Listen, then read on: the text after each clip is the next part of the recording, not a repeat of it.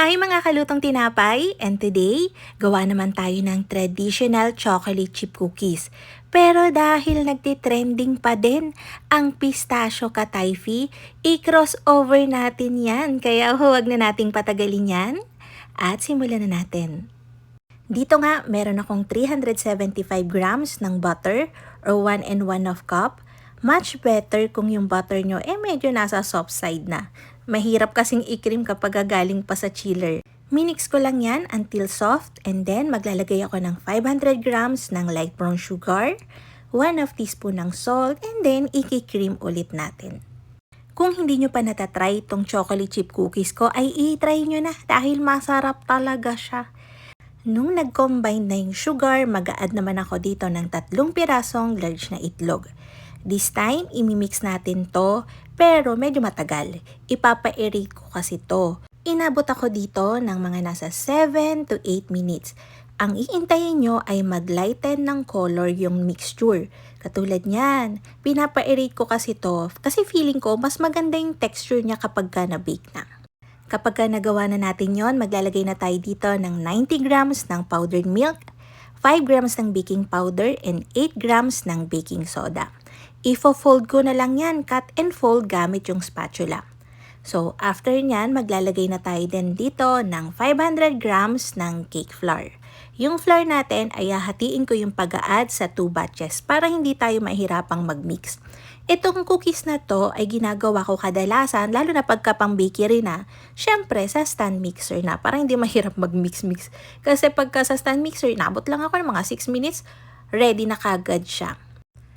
Ang ginagamit ko lang na attachment is paddle.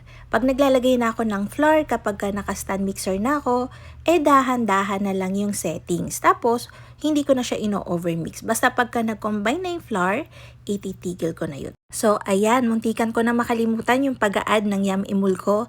Naglagay lang ako dyan ng 1 teaspoon. Then, gagamit na tayo ng kamay para hindi na tayo matagalan sa pag-mix. Kapag wala na tayong nakikitang dry na flour, pwede na tayong mag-add ng chocolate chips natin. Siyempre, ano pa nga bang gagamitin natin? Ang ginagamit ko dito is Van Houten Professionals na baking chips. Bake stable to, so meaning nakaka-withstand siya sa high temperature kapag binake na natin. Naglalagay ako dito ng 3 cups para talagang overload yung chocolate chips natin. Then, nag-add din ako dito ng pistachio nuts. Sa pag-a-add ng nuts, optional lang naman yon. Pwede kayong maglagay, pwedeng hindi. And pwede nyo rin gamitan ng iba't ibang klase ng nuts. Pwedeng regular nuts lang, pwedeng walnuts, bahala na kayo. So, ito yung texture ng ating cookie dough after nating mahalo. Para mas maging masarap siya, i-rest ko to for 4 hours to overnight. Overnight yung ginawa ko para talagang nanunuot and nag-blend na lahat ng flavors ng cookie dough natin. So, after nyan, ipoportion ko na to. Ang ginagawa ko is 70 grams kada cookies. Pwede nyo namang iba-ibahin yon. So, pagka nagliit kayo or naglaki kayo ng size ng cookies, mag-a-adjust kayo sa baking time. Ina-arrange ko na yan dito sa mga baking pan. Kada isang pan, 6 lang yung nilalagay ko kasi nag-i-spread talaga tong cookies na to. Para mas maganda din yung pagkakabake. So dito nakikita nyo, nagbabalat ako ng lumang packaging ng emul ko. Gamit na gamit ko to para sa mga ganito. Makikita nyo mamaya kung para saan siya. So para ma-achieve natin yung itsura ng cookies natin, pwede tayong gumamit ng ganitong perforated na tart mold. Pwede rin naman yung mga cake rings. Huwag kayong mag-alala, pwede nyo pa rin ma-achieve yung ganitong itsura kahit wala kayong mga cake rings. Papakita ko mamaya kung paano. Itong cookies natin ay binake ko sa 180 degrees Celsius for 8 to 10 minutes. Then, pagkaahon ko sa kanya, nilalagyan ko kagad dyan ng ganyang print para ma-achieve natin yung parang meron siyang lubog. Diba? Hindi ko alam kung paano ka-explain pero ganyan. Then, once na lumamig na siya, tsaka ko pa lang siya tatanggalin dun sa tart mold natin. Ganyan lang. Para ma-achieve natin yung itsura. Maganda kasi, diba? So, eto na. Kung wala kayong mga tart mold or cake rings, i-bake pa din natin to sa 180 degrees Celsius for 8 to 10 minutes ulit.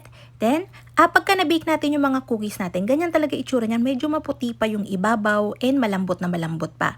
Kaya dapat right after baking, gagamitan na natin siya ng cake ring na ganyan. Then, piprinta natin at didiinan natin gamit yung emul ko na container. Tsaka natin siya lalagyan ng ganyan. Habang mainit pa, kaya right after baking talaga, gagawin nyo na to. Kasi pagka nag-set na yan or tumigas na yung cookies natin, hindi na maganda yung kakalabasan. Importante yung baking time at saka baking temperature ng cookies para ma-achieve natin yung crispy outside na texture pero soft sa loob, okay? So, para sa feeling natin, meron ako ditong pinadala yung Baking in Home Depot na Dubai Gadaifi. Basta ready-made na siya, hindi mo na siya kailangang i-toast, gagamitin mo na lang. Meron din pinadala yung Baking in Home Depot na pistachio cream, so hindi na tayo gagawa. So yan, kalahati na lang din to, so ilalahat ko na. Yung nagawa nating cookies ay nasa 33 pieces na tagsi 70 grams. Madami-dami na yun. Naglagay din ako dyan ng pistachio emulko para mas maging deep yung flavor ng pistachio flavor and mas maging kulay green siya. Mas kaakit-akit siyang tingnan.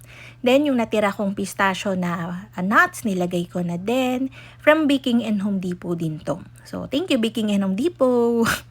Hinalo ko lang yan all together, then ilalagay na natin yan dun sa nilubugan nating cookies, mga 1 and 1/2 tablespoon lang kada isa.